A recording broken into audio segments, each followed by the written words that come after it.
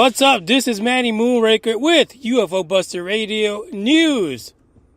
Now, I was supposed to do an episode on Saturday, but things got a little busy, and thank goodness, because this article that we're going to talk about today is actually, it really supplements the original article I wanted to talk about on Saturday.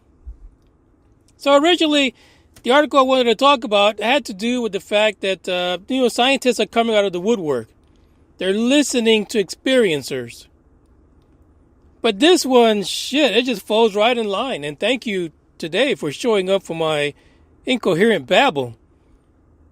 This is UFO Buster Radio News. And before I get started, I want to point you towards the direction of the things that are called social media.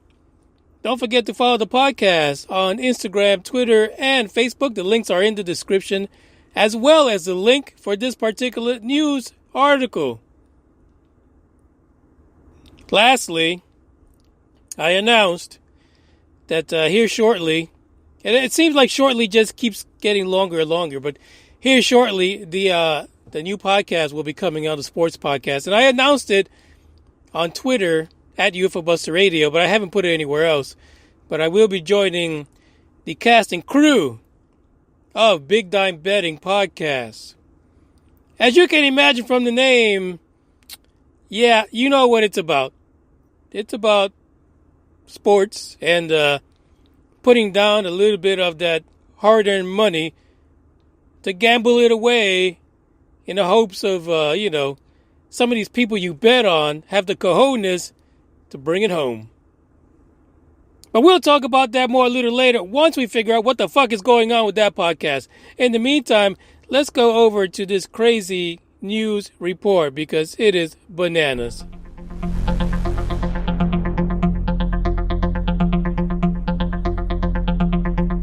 By the way, it's hot as hell here in Texas for some reason. And it really is not that hot. It's 73.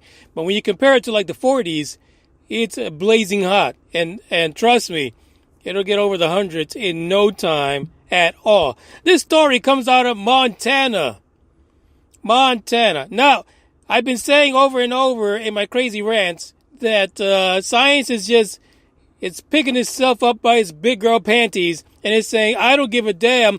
I'm going to talk about UFOs.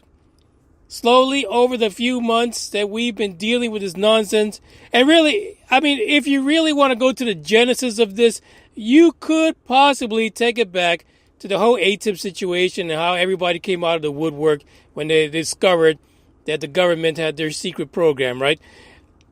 But then slowly after that, things started trickling, right? You got your professors, you got a Muamua situation, people coming out and saying, oh, intelligent life, pieces of shit that were broken off of a damn ship somewhere, some kind of technology, some scrap metal, and then it just keeps on rolling and rolling.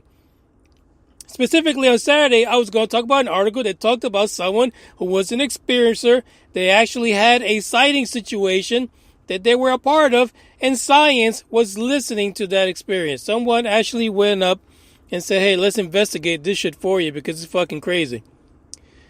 But as luck would have it, that didn't happen on Saturday. But today, I'm looking around, and it turns out a professor from Montana Tech published a book.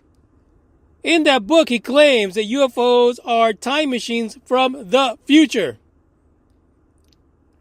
Yeah, I said that. Well, really, I just repeated what the fuck he said. He said that.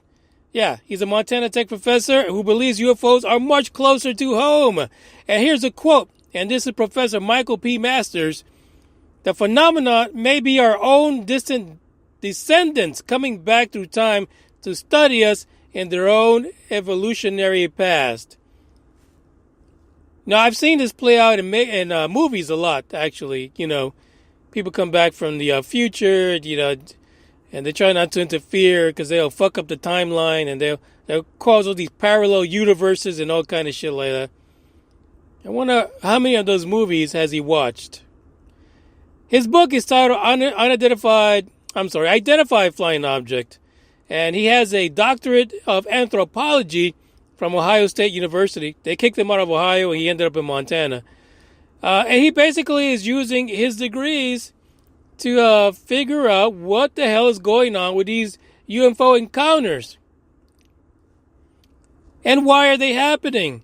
And here's a quote from Masters. It says the extraterrestrial or extra tempestrial are ubiquitously reported as being bipedal, upright walking, 5 fingers on each hand and foot, bilateral symmetry, that they have 2 eyes, a mouth, a nose, and they can communicate with us in our own language.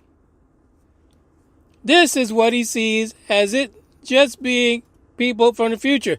He's not saying that they're using a universal translator because, shit, I'm from the Star Trek era, so I guess I would think that that's what they're using. Or maybe they hung around long enough in order to study our language and pick it up. I mean, come on. If you're hopping the light fantastic through quadrillion billion miles, you'd think you'd be able to pick up our simple-ass language pretty fucking fast. But he says, no, that's not what it is. What it is that these people are from our future. So they know what the hell we're saying. They're connected to us. They're basically, like the Greys are basically the hairless cat version of us, that Sphinx cat. And we are probably the shaggiest fucking cat you can find, who in about a half a century will have no hair and look really disgusting. I'm sorry for you guys who own that cat. Basically, he also says this. He stands by his product. I'm happy to talk about it with anyone. It's written for my academic peers as much as it is for anyone in the UFO community. He hopes that this begins a new dialogue to get past some of the stigma and not have to defend this as science because it is very scientific as well. Listen, the search for extraterrestrial life is scientific. It's not a bunch of people like people depict in media, right? Somebody in the backwoods somewhere sitting in a mobile home, and all of a sudden they get taken away by what they think is aliens. And it's not someone sitting in a crack house with a bunch of crackheads smoking maybe some meth, and all of a sudden they have a trip, and they believe that they were taken by aliens. Nope, it's not that scenario either. And it's not someone who has been abused for decades upon decades by parents, family members, and things like that. And so they think about aliens just to get away from their lives. He's saying it's not any of those things. And if it is, look at it from a scientific perspective. You can't just lump it into those stigmas. You can't just take scientists who talk about this and automatically label them a crackpot. Because that's what happens, right? After this, no one's going to want to deal with Mr. Montana. Heck, who knows if he's going to be able to teach in Montana after this. I would not be surprised if in a couple years they give him the boot. I don't even think that's highly irregular. I think it's very possible. He's going to be shunned by all of his peers that he's so talked about in his quoted conversation with this particular outlet that did the interview. I could see that happening to him. He's not going to be saved by anyone. But, he's right. You can't be a scientist and say that ufology is not science at all. Yep. So, some of the way we do stuff in ufology, and I can't say we, I'm just a podcaster who likes to talk shit.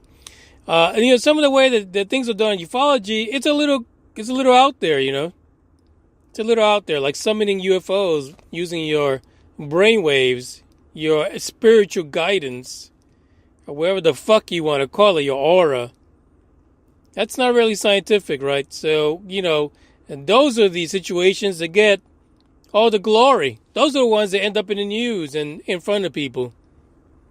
But the guys that are out there doing real scientific inquiry, they're not really taken too seriously. Because they're lumped in with everybody else.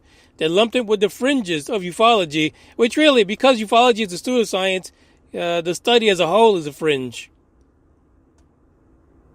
So everything gets lumped into the fringe. Now, does he have a point? Could it be that some of these UFOs are from the future? This is not the first person to make that claim.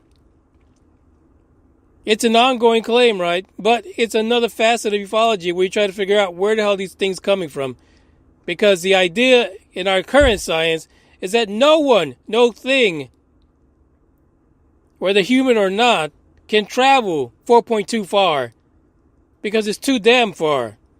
No one's going to travel from, 4 billion light years to come to Earth because it's just too damn far. They won't survive, according to science. They won't even live that long.